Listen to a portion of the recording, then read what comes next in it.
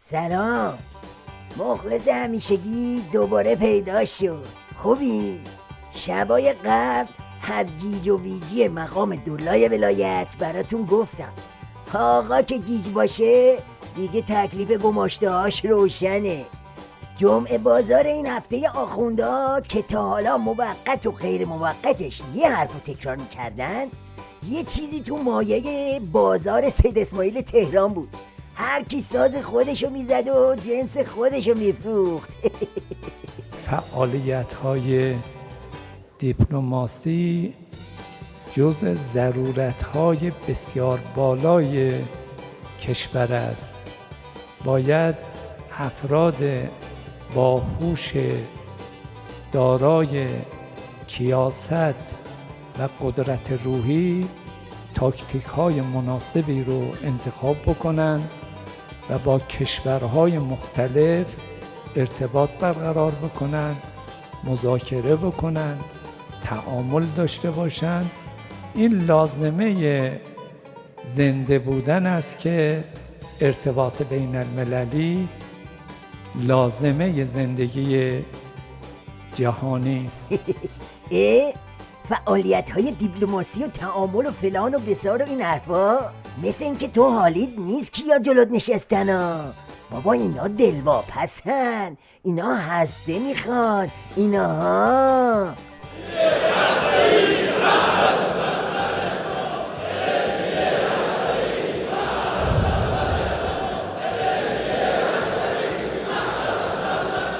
اینجاست که به ناگهان بوزقلمون نمره موقت نظام چیزفهم میشه و برای خفه کردن این صداها یه میو میوی ضد استکباری میاد.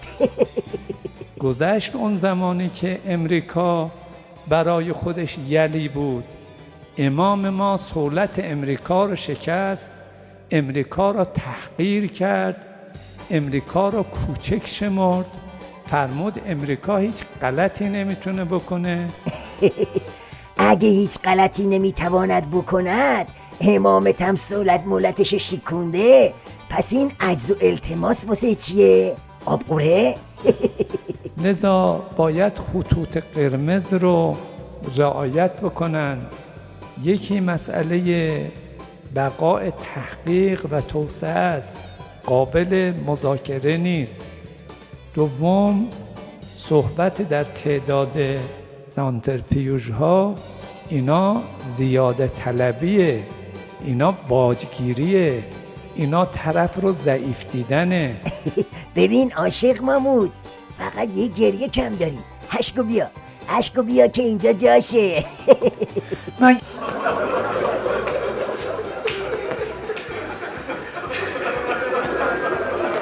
خلاصه این که تو این وضعیت قراشمیش امام جمعه های نظامم قاطی کردن.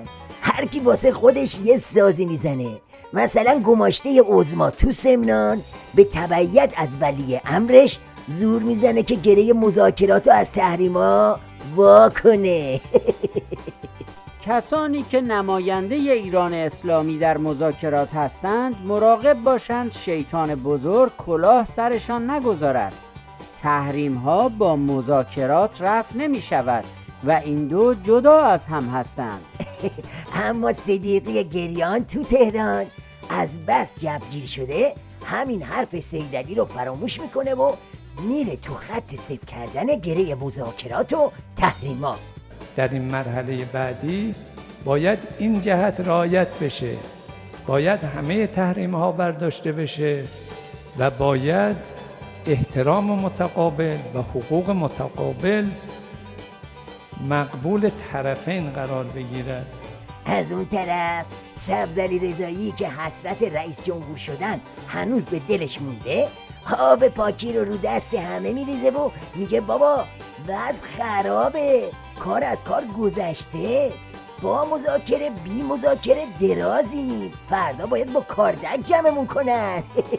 آمپول‌های بی‌تفاوتی جامعه را از احساس مسئولیت باز داشته است و این در حالی است که کشور ما در شرایط تحریم به سر میبرد و با یک جنگ تمام عیار اقتصادی مواجه هستیم.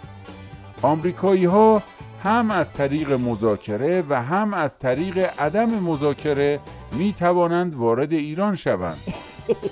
بله اینجوری هست. زهر اول گر خورد عظمای کج، تا ته چاه می رود با پای کج. سبزلی از آمپولای بی تفاوتی گفت. حالا توجه شما رو به یه آمپول تفاوت‌دار جلب کنم که دکترای زهرخورده نظام واسه دلواپسان زوار در رفته باند ولایت تجویز کردن. نه به اون عربده کشیای کشکی واسه شیطان بزرگ، نه به این تقدیم ترانه به جان کری و لیدی اشتون. بگی منو. به فکر پرواز پرنده نیستم، بخوای رها باشی نمیپذیرم، دست روی دست بذاری اونو بردم، کوتاه بیایی دهکدرم میگیرم. و جمعی از اهالی رسانه نماهنگی را آماده کردند که اگر شد به دست جان کری و اگر دستشان نرسید به خانم اشتون برسانند. تحمل ما هم یه حدی داره، همین قدم از سرتون زیاده.